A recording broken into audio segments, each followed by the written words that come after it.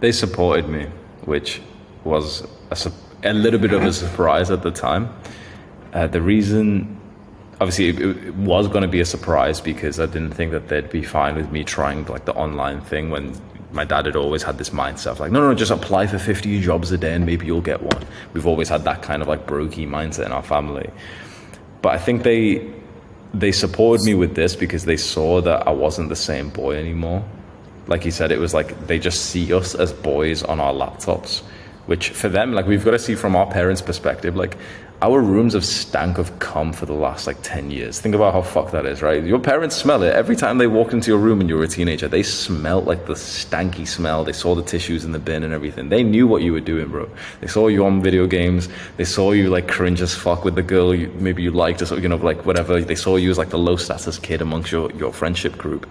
So it's hard for them to like have this new level of respect for you as like this businessman. They can't really see it. Again, it's their mental paradigm is like, it's very slow to adapt. They often haven't seen many significant changes in their life or anyone else's life, and so it's hard for them to see it in you as well. So it's easier for them to see you still as the boy on his laptop as he was for most of your life. So what changed for me was when I moved back home. I was very much way more into fitness than they had saw when like before I had moved out, and I got way more disciplined. And so when I moved back in, like the first thing I actually worked on wasn't even the business. I often don't tell this like part of the story. Actually, the first thing was just like I was so focused on fitness. Through the COVID lockdown for a few months, I didn't really train. I was in the middle of the city and everything. And I bought a pair of the gym rings, and I just started training on them every single day, twice a day. And so I'd wake up early to just go and do that. And it'd be dark, it'd be raining, it'd be snowing and everything. And I'd still go in and hit them every single day. And I think that just gave me, that gave them respect for me. And so then I wasn't the same kid anymore. I wasn't this like cummy video gamer eating snacks or anything. I went from being that kid to like being the man who was shredded, who woke up before his father, who was like a late night taxi driver, and like was already outside skipping and like warming up for the day and doing abs on like the cold concrete outside, and then doing pull-ups and doing gym rings and stuff. Then when that man looks at you and says he's going to make a business, he's going to become a YouTuber, you believe him? Of course you do. And so it's like they got my link and they shared it to everyone in the family, and I got like 80 subscribers overnight. I think this is what we need for you, is maybe before you have that conversation, show them that you are really different. And fitness is a really interesting way, because a lot of the work that we do, it's kind of invisible. It's on the computer, and like whether you're on a sales website or you're playing video games, our parents don't really see the difference. They just kind of see you as like, okay, boy on computer fucking around. But fitness is like, you can't fake it. So wake up earlier than they do. They walk downstairs, you're at the front of the house doing push-ups. You've already got a pump. You've been awake for half an hour before your parents have. Really, what's stopping you from living the life that you want is an uncomfortable conversation with your parents that will last maybe about half an hour or an hour.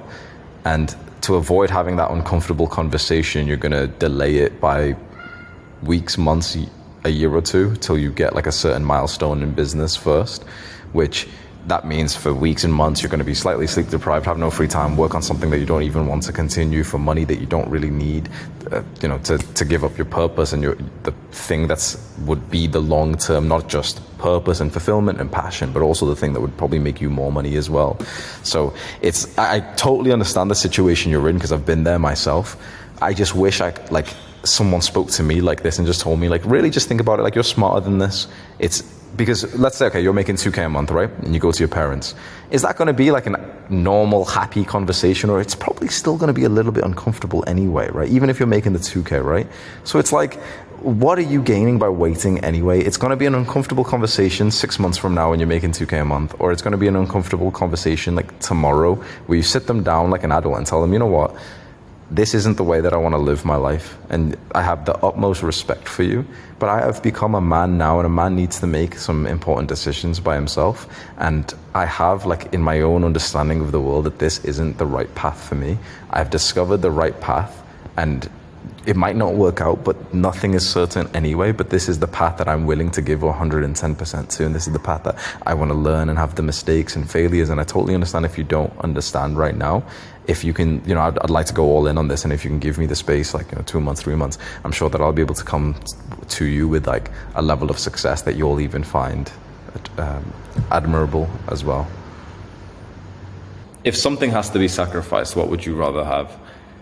Your dreams and your future, or their current perspective of you?